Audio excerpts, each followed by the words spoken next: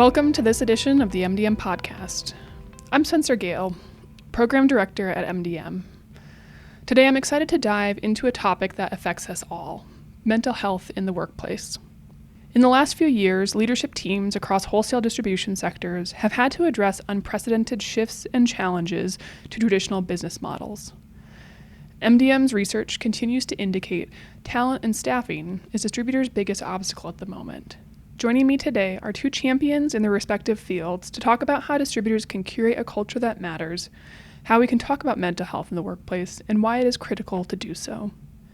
Both of these guests will also be taking the main stage and curating breakout session content at Shift, the Future of Distribution conference next month in Denver, Colorado from September 18th to 20th. To learn more about Shift, go to mdm.com/shift-2023. With that, let's get to it. We are joined by Tracie Sponenberg, Chief People Officer at the Granite Group, a plumbing, heating, cooling, water, and energy supplies distributor based in Concord, New Hampshire. Welcome, Tracie. Thanks, Spencer. Also joining us is Melissa Doman, organizational psychologist, former clinical mental health therapist, and author of Yes, You Can Talk About Mental Health at Work. Here's why and how to do it really well. Welcome, Melissa. Thanks for having me. Tracie, I want to turn this conversation over to the two of you. What's different in a distribution organization today than a few years ago? And why is mental health a critical part of the conversation when talking about high-performance cultures? Thanks, Spencer. And I'm really excited to have this conversation because I think it's something we certainly don't talk enough about in any organization, and we definitely don't talk enough about it in our industry.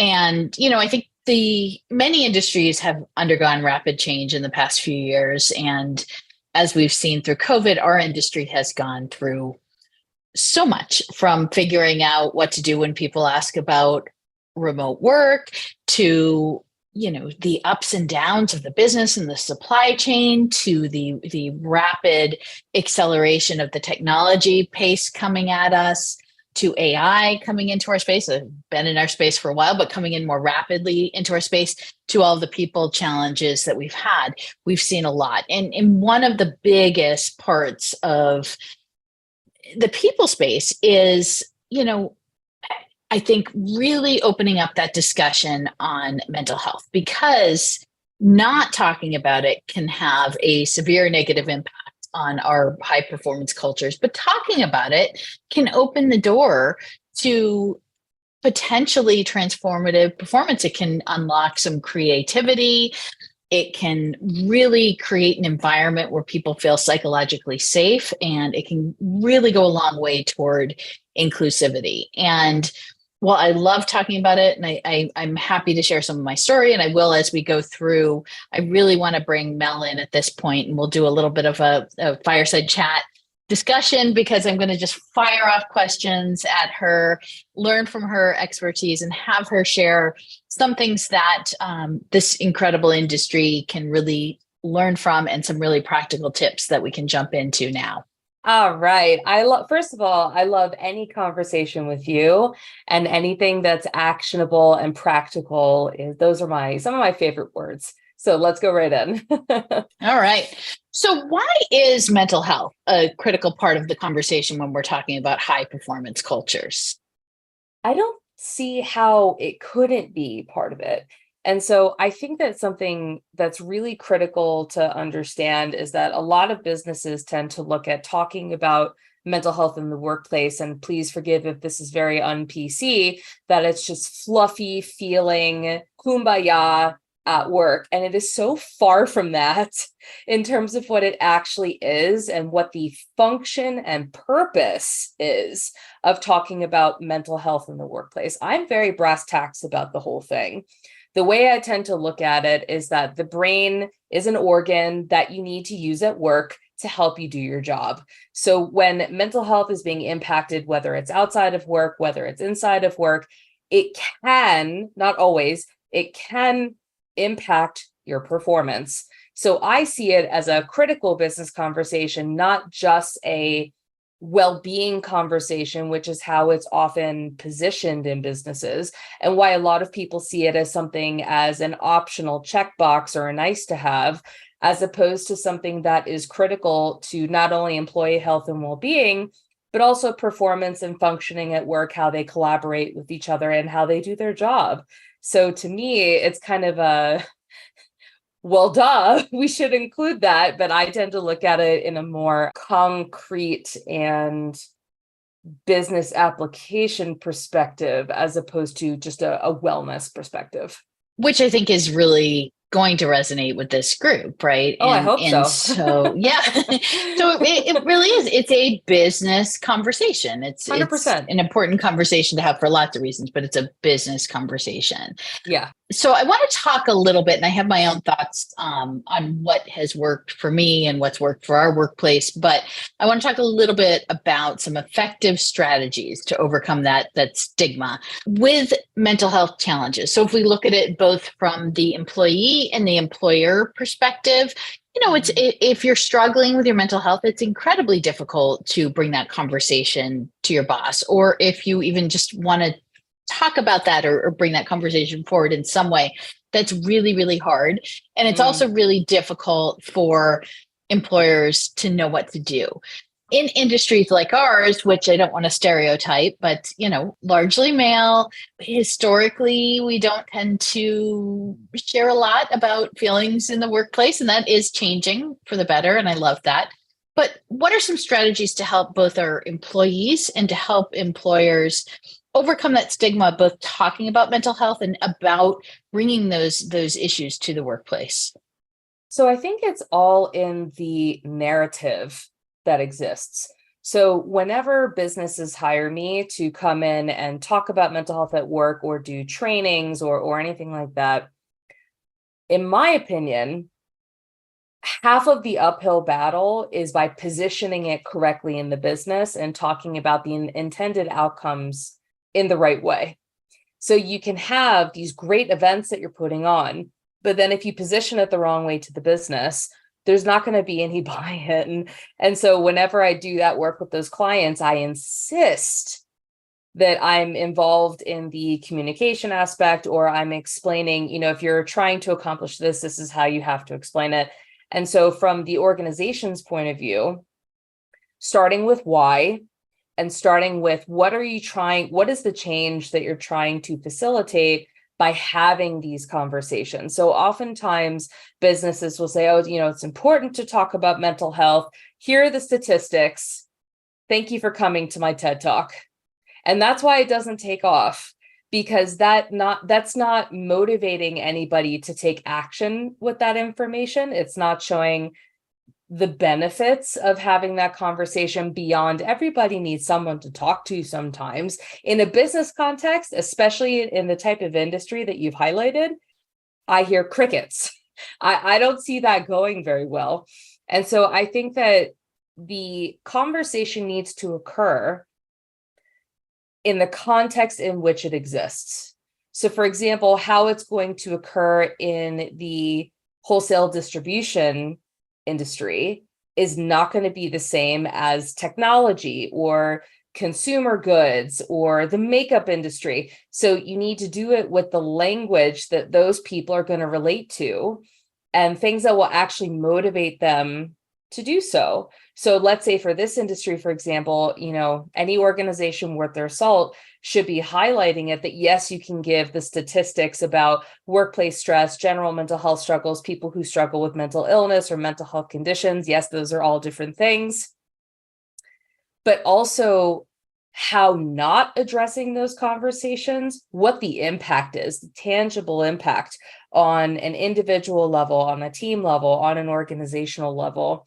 And just trying to say, we understand this is a critical conversation. We want to provide the tools to have those discussions and to encourage their occurrence, because it's something that we all share to some degree. So why not just talk about how to realistically incorporate that into the fabric of those discussions and what the benefits of that will be, and putting the structures in place to make sure those conversations are successful. And now if you're thinking about it from an individual's perspective, when you're thinking about all the stigma that surrounds these sorts of conversations. That's not just the fear of what could happen in the workplace, because there's been a lot of history behind discouraging people from having those conversations, but also the conditioning people carry with them that may stop them to begin with. For example, gender rules around emotional expression, how your family raised you, the culture that you come from, a religion that you may follow, past sharing with other people at previous companies that blew up in your face. All of these things that shape a person's comfort or discomfort and how they experience that stigma to talk about it. So what I tend to do is basically say, if you want to bring up your mental health in the workplace, do your back end prep first. What are you trying to accomplish? Why are you bringing this up? Who do you need to speak to? What are the high level things they need to know without giving an 800-page tome on what's going on? What are the intended outcomes you're looking for in that conversation? What are you prepared to do with this information? What do you want that person to do with this information? Are there any concerns you have about even talking to them that you need to voice in the beginning to give them an opportunity to address those concerns? I would just make a concrete foundation for the conversation, so it doesn't feel like you're jumping into the mental health conversation abyss and you don't really know what's going to happen. So I realized I just went on a multi-minute harangue, but those are just a few things I would do to get started. I think that's great. And I think that's great. And I want to touch on a few things. And I think that stigma that mental health is something to kind of sit over here, or mental illness is something to kind of sit over here, and that we don't really talk about it is dangerous. And I've heard you talk on several occasions about that difference between mental health and mental illness. And I've heard you speak in front of a group that didn't necessarily grasp that. And I think that that's a tricky thing to grasp, what the differences are. And I think if you could just take a second to explain to this audience the differences and why that matters. Oh, I'm happy to. And of course I have to start with a joke. So when I was living in London, and I was giving a talk to a room full of like hundreds of people, and a middle-aged Caucasian British man walked up to me after and was talking about what I shared. Oh, this is useful, that's useful. And then he leaned in and whispered, "I have mental health." He whispered it to me. And I said, "Are you trying to tell me you have a mental illness?" And I said, "You don't have to whisper about either, by the way." But how telling is that he felt that he needed to whisper to begin with? Now, there's lots of factors there. There's age, there's culture, there's gender, there's all these sorts of things. But what it really comes down to is 3 separate states of an organ. It's just an organ. And people just get so weird about it because it's the organ that governs your behavior, how you interact with others, how you behave. It's a really critical organ. But because it's much more complex and we barely know anything about it, to be honest, there's still tons of things we're discovering. People are so quick to assign "that's the boogeyman" label to anything that they don't really understand, they haven't been exposed to, makes them uncomfortable. So mental health is your baseline social, emotional, and cognitive functioning. It's your baseline for the brain. And that doesn't include any form of mental health condition. So it's basically all of the emotions that we're pre-programmed with out of the box for a very specific reason, to tell us how we should feel or respond to what's going on for us and what's going on in our environment, and if something is wrong or if we need some form of help. Now, we are pre-programmed with lots of emotions, way more than people would realize. Positive ones, neutral ones, crappy ones. None of them are negative whatsoever. So there's something called the feeling wheel by Dr. Gloria Wilcox, Willcox. And there are dozens of emotions in there that we have naturally for that evolutionary purpose, half of which are not that pleasant. So people need to understand you can have uncomfortable emotions, not, just very negative emotions. Those are not clinical at all. They're completely human. And so if you then go to mental illness, also referred to as mental ill health or a mental health condition. That is a diagnosable behavioral health condition that impacts your thoughts, emotions, thinkings, and behaviors and interactions with others. So before the pandemic, 1 in 4 people in their lifetime would experience a mental health condition. The data is not going in a good direction. So the next epidemic we're going to encounter is a wave of mental illness that's already started. And so I'm not trying to be negative. I'm trying to be honest that we've all gone through so much in the last few years that that's not without consequence. And so there are over 300 types of mental illness in the DSM-5, which is the Diagnostic Statistical Manual of Mental Disorders. That's a whole mouthful. And so common ones that people would know are major depressive disorder, any form of addiction, OCD, PTSD, any sort of personality disturbance, eating disorders. There's lots of different types. What people don't realize is that the overwhelming majority of people who struggle with a mental health condition are very high functioning. So what I mean by that is you just wouldn't know that they have a mental health condition because they've learned how to manage it, or it only impacts part of their life. It doesn't determine their life. So people who need to go in inpatient settings or go on disability for having mental illness struggles is not the majority. It is the minority. So if you think about that data, there's a bunch of people that you probably work with who have a mental health condition and you just don't know it for a whole variety of reasons. And so it's important to understand the distinctions. They are not meant to be used interchangeably, mental health and mental illness, even though they're about the same organ. And if you think about stress, which inherently has a negative connotation, it's actually neutral. So it's when you encounter a stimulus that requires adjustment or response. That's it. You have good stress, like if you buy your dream house, but you're like, oh my God, I'm living in a money pit. Or you have bad stress, where it's a micromanager who gives you stress nightmares. But stress, nonetheless, can impact general mental health. It can impact if you have a mental health condition. Chronic stress is not a mental health condition. However, long-term unmanaged chronic stress can turn into a slippery slope, which can turn into a type of a mental health condition. So where does, I think I know, and correct me if I'm wrong, where does burnout fall? So burnout would fall, which I know so many people, I think there's this just statistic from an article that Jack Kelly wrote for Forbes that just about every HR professional I know has read, that 98% of HR professionals suffered from burnout over the past few years. Now, that's not exclusive domain of HR professionals. It's just something that I experienced myself. My understanding is that burnout isn't a mental illness, isn't necessarily a mental health condition, or is it a mental health condition that could lead to a mental illness if untreated? Well, there's a couple of answers. So I'm going to dip back into my clinical days 10 years ago. And I distinctly remember when I had clients come in who were going through burnout for one reason or another, that they didn't meet the criteria for any mental health condition. However, there was something, and granted, this was in the DSM-4, which has since been updated in DSM-5, and I don't know whether or not it's in there. But when someone didn't really meet the criteria for a full-blown mental health condition, especially if you were dealing with like insurance companies, you would label it with something called an adjustment disorder, where it's 6 months or less, and they're having symptoms of what could seem like depression, anxiety, or both, et cetera, having trouble with functioning, et cetera.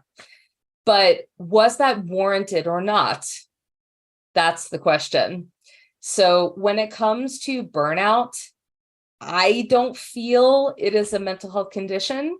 However, unmanaged burnout that is allowed to continue without any form of intervention or management has a pretty good chance of becoming a very slippery slope and developing a type of mental health condition. So thank you. That was my understanding, actually, too. You got it right. And, as we tend to do when we go through something, we Google the heck out of it, right? And so read everything we can. Dr. Google. yeah, exactly. I and I think I talk about this a fair amount because I think it's important to talk about it. I went through It burnout, is. not during COVID necessarily, because I was so busy to think about that. So busy, we were an essential business keeping us going. I had grief. I lost my mother during that time. It was just, I kept going. And then when things started to return to normal, I felt a shift in, okay, where am I? What's my purpose? I'm supposed to be keeping the company safe and keeping our people safe. And I had to return to what had happened 2 years prior. And that's when I hit that burnout wall. And I'm since fully recovered. I fortunately recognized it in time, but it was months long. And I fear that I didn't recognize it in myself. And so it was really important to me as a CPO and as a member of our executive team and as an HR professional, as a human being, to do what I could to try to figure out how could I recognize that in others, and how could we bring information to our team so that they could recognize that in their themselves, and how could we foster those conversations among our team in a broader way. So this is something we're still working on, and we've made some great strides, but can you share some tips with what leadership teams or companies can do to create that environment where those health concerns can be addressed, so where people can feel a little bit comfortable, a little bit more comfortable sharing? And I actually appreciated that you called it health concern, because when I've actually experienced burnout myself, and I would actually dub it to be a physical functioning issue, because you have all these warning signs. And I say physical functioning because, again, the brain is an organ, and when the physical functioning of that organ is impacted, it then impacts your mental health and all of that. But when it comes down to it, your brain and your body are sending you warning signals as you're leading up to burning out. But because we're too busy managing life, or we're focused on other things, we're not paying attention to the brain and the body saying, hey, breakdown imminent, maintenance needed. This is why we can't have nice things. I will shut you down if you don't shut yourself down. So burnout, in my opinion, is actually the body going into restart mode, because you just can't handle it anymore. You're not protecting yourself from all the stimuli and influences that put you there in the first place. So it's basically the body as a whole breaking down and saying, I need to go into survival mode because I can't trust that you're going to make the right decision. And so I think that it's really about helping people understand all the ways that can show up, but also how to hopefully mitigate their occurrence so you don't get to a state of burnout. So oftentimes it's, don't forget to call the EAP. Don't forget to go to therapy. I'm like, what about all the other hours in between those intervention points?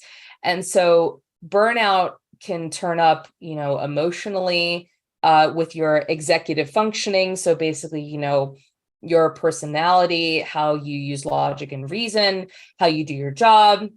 It can show up with physical symptoms. It can show up in communication changes, behavioral changes. And I think it's really important to not only inform people about what that looks like, but letting them know to monitor their own baseline. So people know their own baseline. And so paying attention to those subtle changes and if it becomes patterned. And so it's also important that we destigmatize conversations about burnout, because people often are concerned if they say, I'm really burned out, that people will then think you can't do the job because you're talking about how it's impacting you, which what a crock, by the way, because you want to encourage people to talk about it so they can do something about it and get help. You don't want them to stay quiet, do nothing, and then have to go on short-term disability because they can't function. So speaking up and explaining what's going on, getting that help is really critical. Something else that I'm seeing is that there is actually an intergenerational misalignment on what burnout is and what it looks like. So I don't like to stereotype generations, so I'm not going to do that here. But what I'm noticing is that there is a historical just kind of push through it mentality. And that's what strength and perseverance and resilience looks like. And that's not true. Resilience is your ability to healthfully bounce back from adversity. That's what that really means. And then you have other folks who struggle to differentiate between everyday stress or discomfort or fatigue versus actual burnout. So it's a spectrum, which is really difficult to manage. But when you have these different societal opinions on what burnout is, what that looks like, and what's warranted to be managed, I actually think it's a larger conversation about getting on the same page, as opposed to only informing people emotionally, physically, behaviorally, what burnout can look like. So I think it's taking a two-prong approach, to be honest. And I love that. And thank you for sharing. I also don't like to stereotype by generations, but I'm going to. So I am going to, because I'm Gen X, and I'll tell you how I grew up. And this was just mental health, sharing about mental health, or heaven forbid, admitting that you had a mental illness was weakness. That was how I grew up in the 70s and 80s. And that was just how it was. And I've evolved over time. And shamefully, that's kind of what I thought for a chunk of my life. And I've evolved over time, and certainly don't think that now. But where I learned the most, and this is the other place I'm going to stereotype by generations, and I think in generations older than me, it's even more pronounced, right? And so that's why I love approaching all of this discussion education based. No shame. If this is what this is where you came from, there's no shame. It's just learn more and educate yourself, right? And so I have 3 Gen Z kids.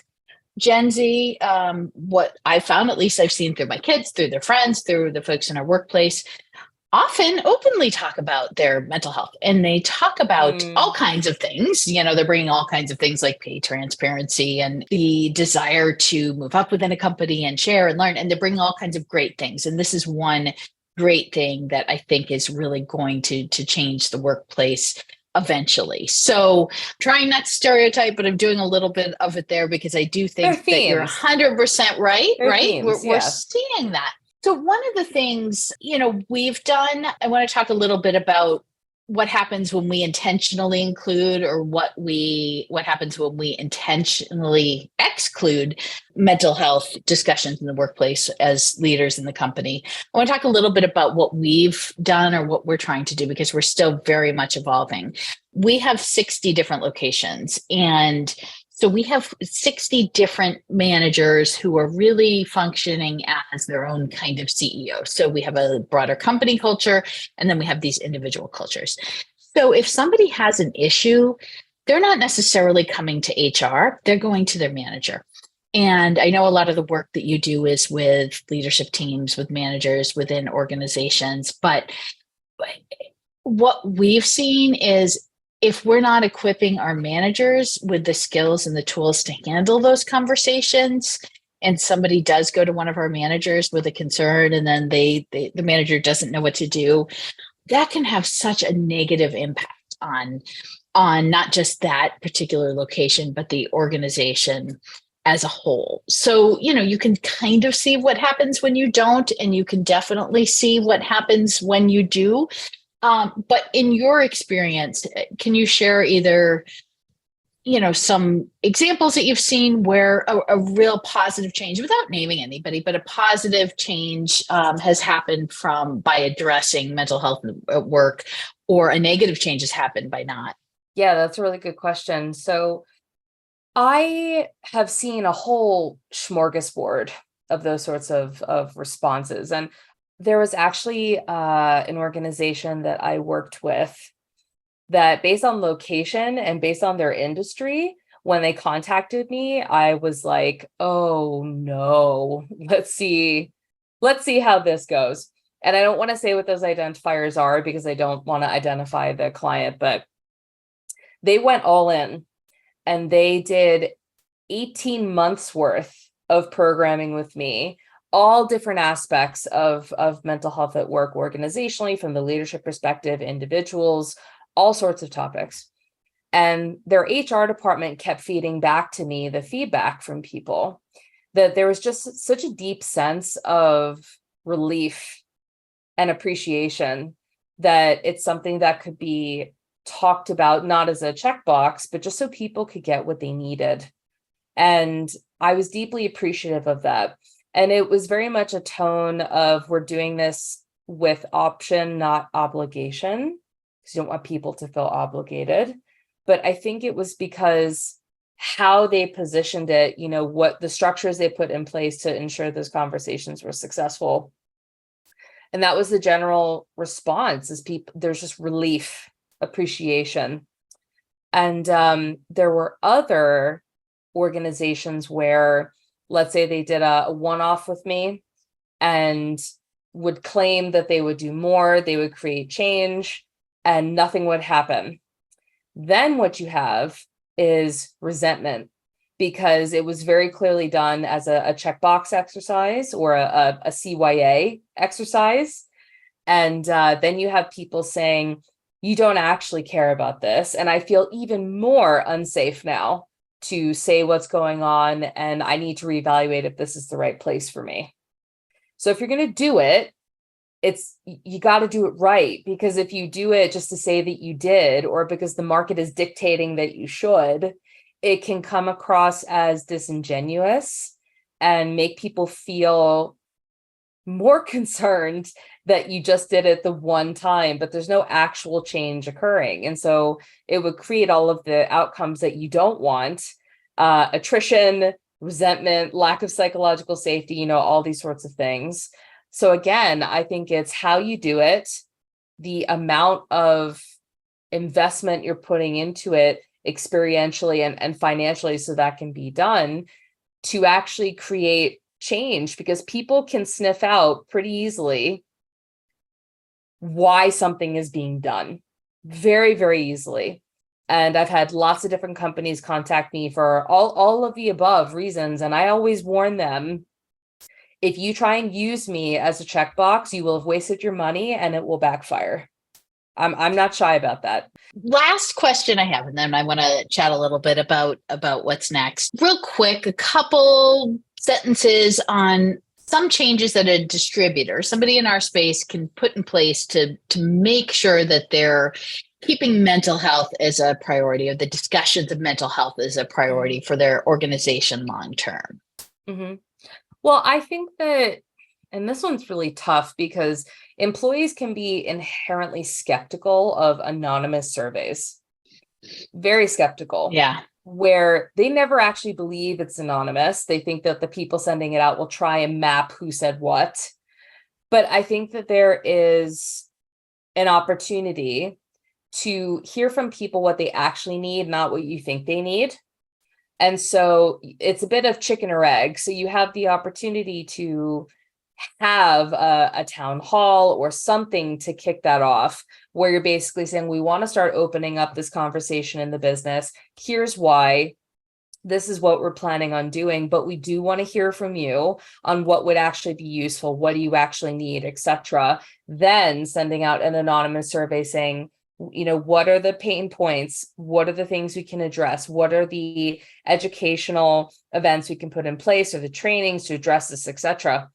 Or you can try and get that data first, which is a very well-written prompt. But the risk with that is that a lot of people don't even read it, and they go, delete, no thank you, I don't want to touch this with a 10-foot pole.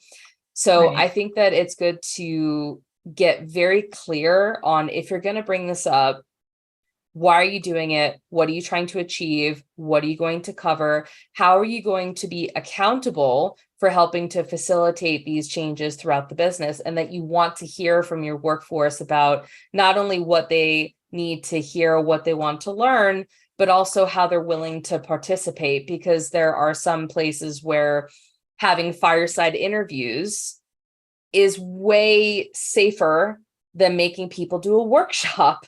Right. So I think it's, how are we going to facilitate this in a way that's comfortable for people? Because if you don't, no one's going to show up and no one is going to participate. So I think that it's just being really clear about why and what you're trying to achieve, and trying to get that really integral qualitative feedback from your staff, because I hear tons of complaints from employees saying they're not actually asking us what we need.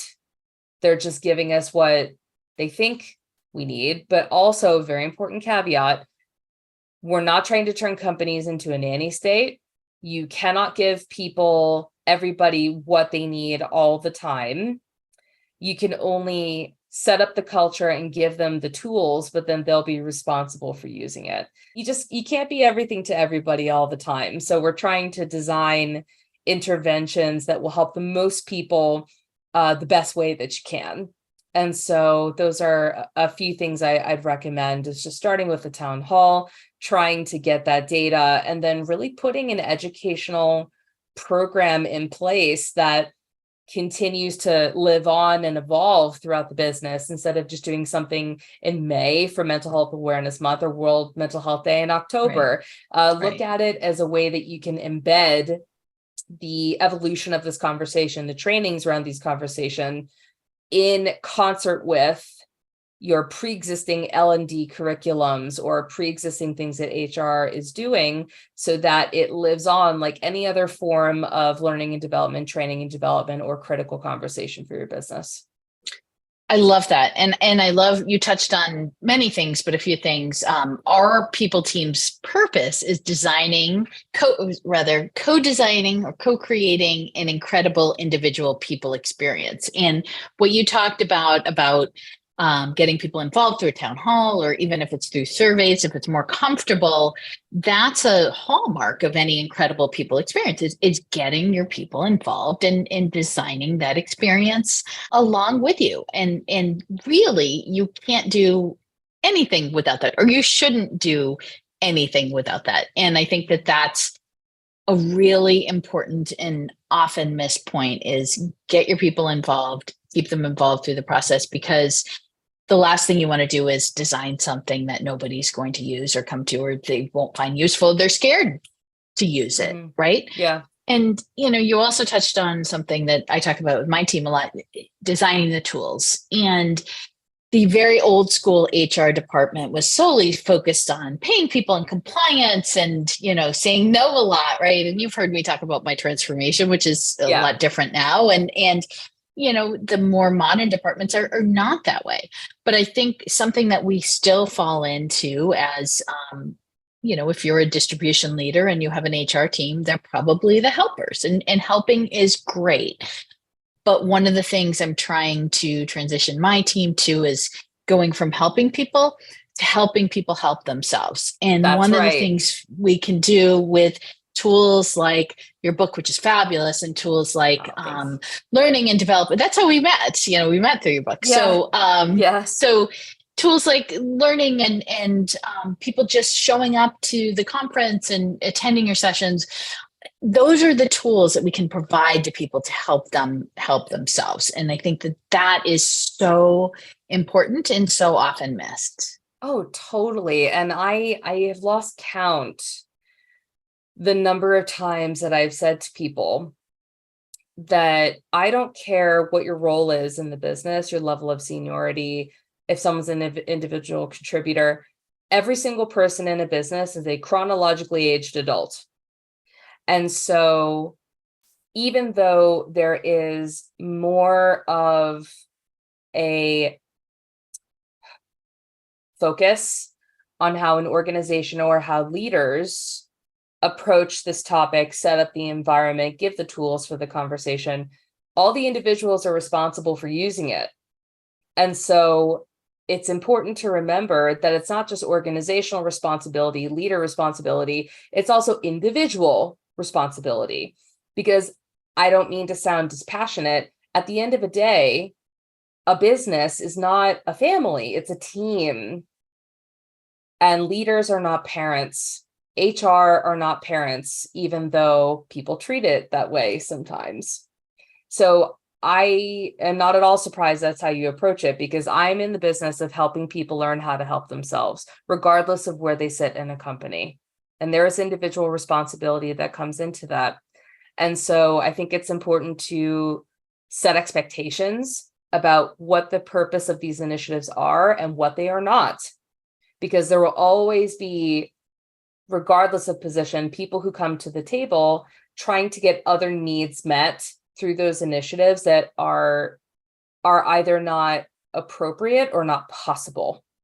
So look at these sorts of initiatives as the in-between moments for when people can use other intervention points, like calling the EAP, going to see a therapist, going to the doctor, et cetera, et cetera. This is for enabling constructive conversations in between and taking the edge off of unnecessary guilt or shame or other ridiculous things that people shouldn't feel to talk about something that is completely human. Love it. And on that note, we've went way over. You and I could talk, and we always go over, Tracie. Yeah. So for those people who've made it this far, Mel and I are good friends, connected through her book, connected through discussions about mental health at work, and since I've had an opportunity to get together a bunch of times, and it's been awesome. And I just want to tee up your conversations, Mel, at MDM Shift coming up next month. Yes.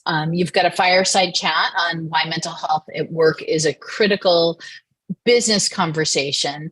And then you've got another track on investing in employee mental health, a business imperative. And that's less of a fireside chat and more of a discussion or an interactive keynote. Yeah.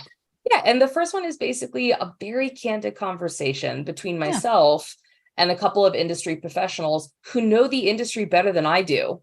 So if we're going to have a candid conversation, it can't just come from a general subject matter expert. It has to be in conversation with people who are in it, because I will never pretend, regardless of industry, that I know those specific stressors, that I know how people feel, that I know what they're going through. I don't.